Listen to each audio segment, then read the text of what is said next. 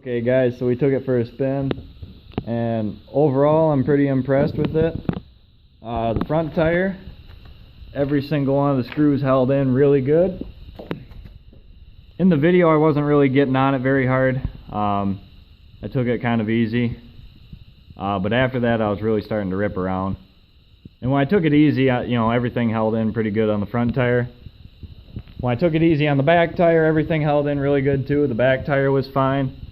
But after I started really ripping around, they did start to pull out, and I think I lost 10 screws out of like 200 or something. So after the tire does start spinning, they do start to pull out, and I think part of that's because of the rubber is so soft on these motocross tires that after your tire starts spinning, it just rips the screws out.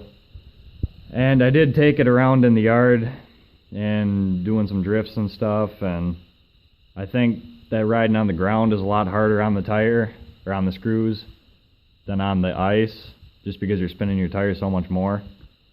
So overall they grab really well on the ice. So for $22, I think that's a pretty good deal. Never tipped it yet. So,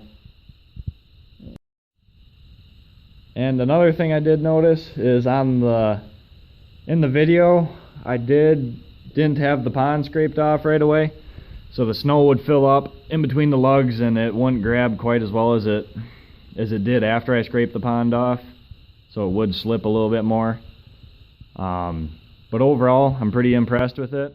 It grabs really well, grabs well in the dirt. And like I said, it did rip some of the screws out. I put new ones back in. We'll see if it works. See if it holds better. I tightened them down a little bit farther, so now the washer part of the screw is sucked into the rubber a little bit more, so we'll see if it holds a little better. But overall, pretty happy with it. And for $22 to screw front and back tire, and I have 5 iron screws left over, I'm pretty happy with it. So yeah, there's your sheet metal screws on a dirt bike tire, guys. Alright, thanks for watching.